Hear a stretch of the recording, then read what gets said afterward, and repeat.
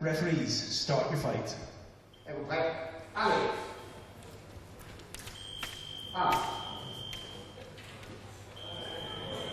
just a slight technical fault straight off the bat there.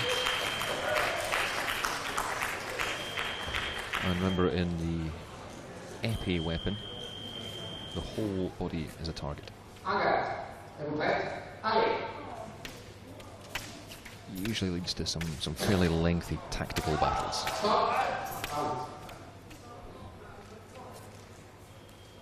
Just calling halt because the timekeeper didn't press start, so they're just catching up now.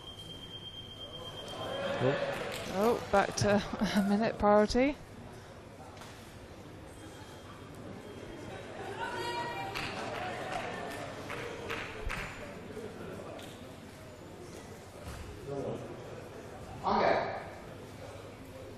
Third time lucky, perhaps.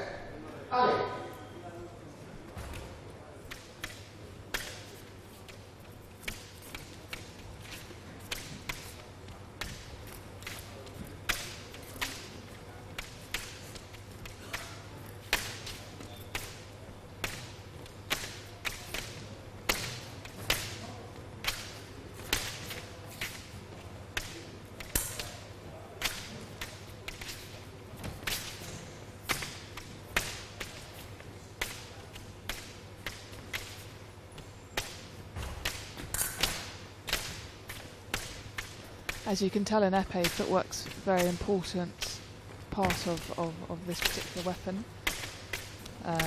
You know, if you're going to attack, it has to be in a very controlled manner, because we've said this before, the whole target area is the whole body. And it's the only weapon where if you hit together like they just have, you both get awarded a hit. So it's extremely tactical and mental game.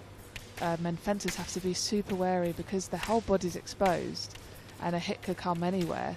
So of course it is going to be more tactical, and there is going to be more waiting around because they've got more to defend in reality. They've got to defend each body part. Very cagey opening first minute and a half or so.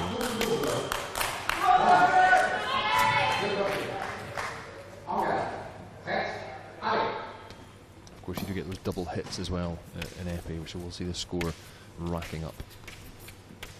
Yeah, so this is why in Épée it's quite dangerous if your opponent has quite a high lead against you, because you know it's very easy to, well, I say easy, it's not easy to get double hits, but it does happen to get double hits, and you know it's important to kind of keep the scores relatively tight in Épée. It is quite hard to get a single light in Épée.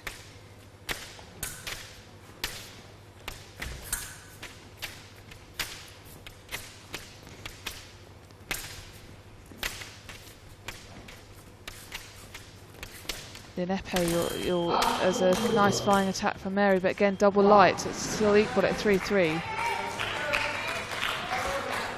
I was going to say, in Épée, there's much kind of greater emphasis on the clean blade work and keeping proper distance with footwork, because even a tap on the wrist or kind of a hit to the toe of a shoe, with the point of an épée can mean a point.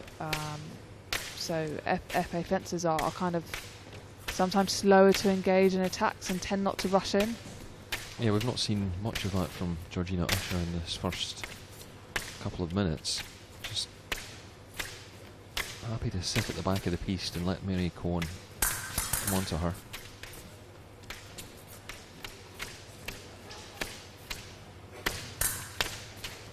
There's still blade contact though. I mean, for the referee to call passivity, it has to be 15 seconds without blade work, and approximately on 1 minute of fencing without a hit. And the referee calls that.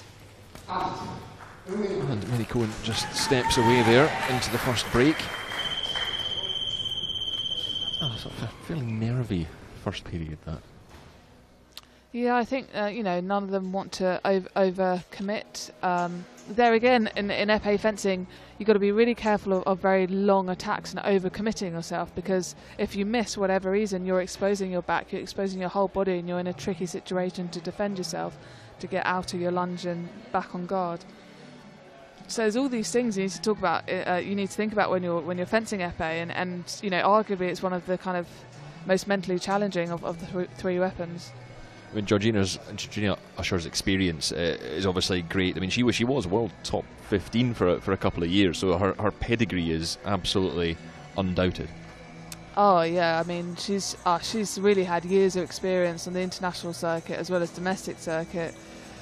So she's probably prepared for almost every situation. But this will be an interesting one. Mary is fencing very well today. She's up for it. And of course it's difficult when they know each other so well. This could be a very, very close fight.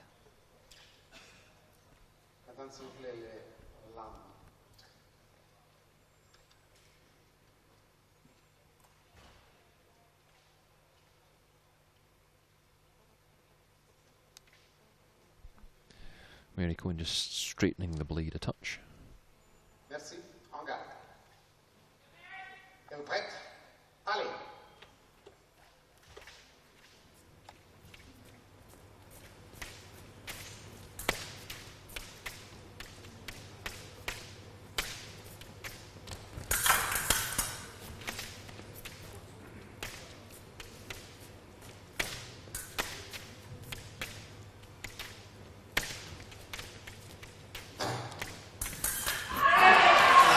Here we go, that's the first single light. That was a really nice kind of flying attack, beautiful hit to wrist.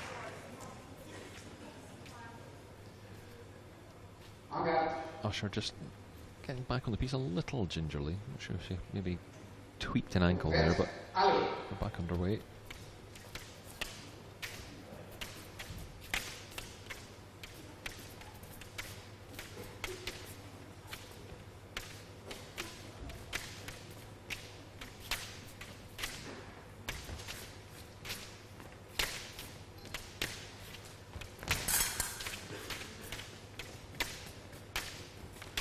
Mary's just being a little bit more forceful and aggressive here, pushing us to the back line. Waiting for that moment to attack. Perhaps try and catch Georgina Usher by surprise.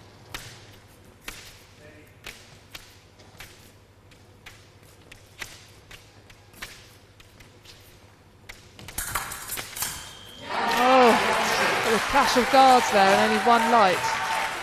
That's 5-3, 2 hits ahead. That's one of those crucial single hits you were talking about, needed to open up that gap. Especially as this fight particularly is very slow, you'd think Mary Cohen has to start pushing the pace a little. Well, yes and no, because in fencing terms, they've got a minute and a half left the second period. They've still got a whole 3 minutes in the third, so she's still got time. And even in épée, you can create a lot of hits in a short period of time if you really need to. Oh, what a fantastic, explosive attack there! She was just waiting, obviously waiting for that moment, and did an amazing attack to wrist. Really good hit.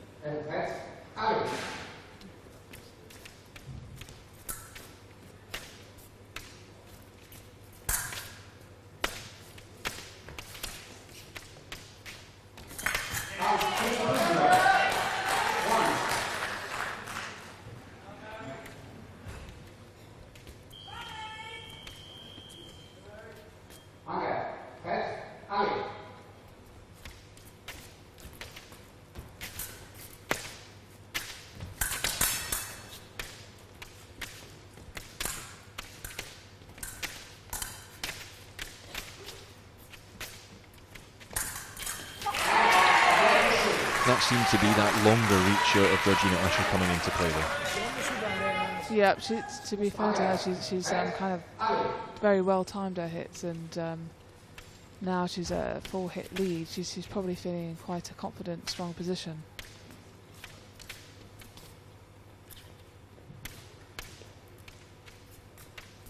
Well, they've still got lots of time though to create hits, so she might just be thinking of perhaps just changing her tempo, changing her pace, and trying to find that opening to either take the blade and get a single light, or do a sudden attack. Yeah, that's a lovely little remise from Georgina Usher again.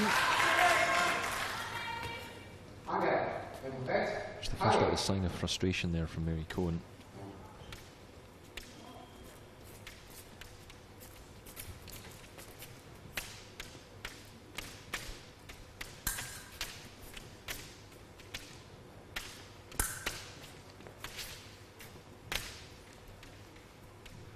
And Mary Cohen just backs off as we come to the end of the second period, so we'll take the minute break.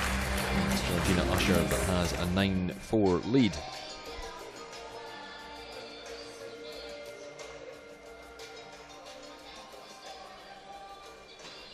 There's no sign of the Singapore fighters in this particular event, because they've done very well up to now. Slightly surprised that they've not made it through, or no real surprises, do you think, in the final four? Yeah, it is a surprise. They have done very well, and Singapore fencers obviously have that international experience that we said all along. So,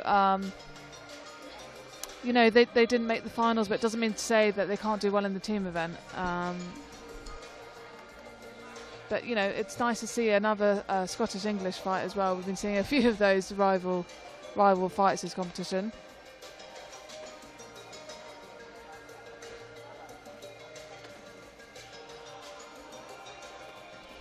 And I just wonder if the pattern's going to follow what we've seen from the earlier fights from Georgina Usher, that not all of them have been going to the 15 points. You know, many of them are finishing sort of 9, 10, 11, 12, because she does seem to favour that slightly slower approach to it, where she can just back off and, you know, not use that experience, not worry about the time too much, and not worry about pressing her opponent.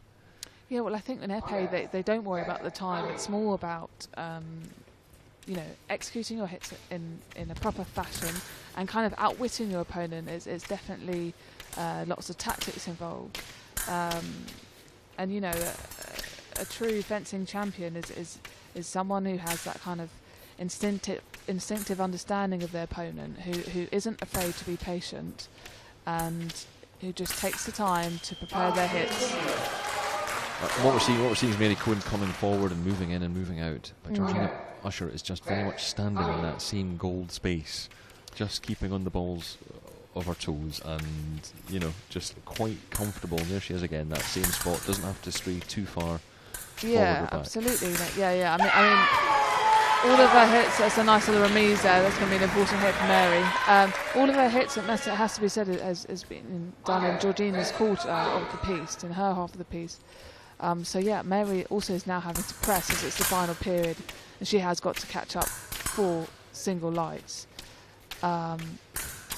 So yeah, of course Mary's going to be a bit more aggressive and a bit more on her toes now. But, you know, Georgina is in her zone, and she seems to be catching her out on preparation, and she likes being on that end of her piece. She likes staying back.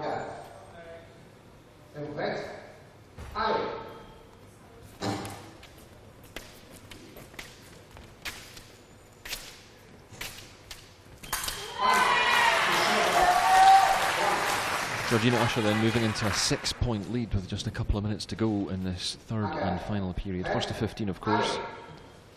Yeah, there again, Georgina just now picking Mary off on kind of her preparation, and just, you know, using her reach as well to step in. Get another double hit.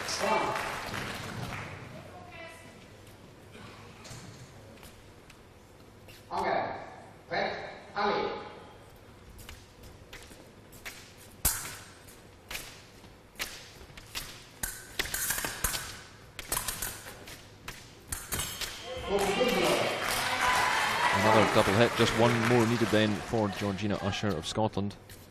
That's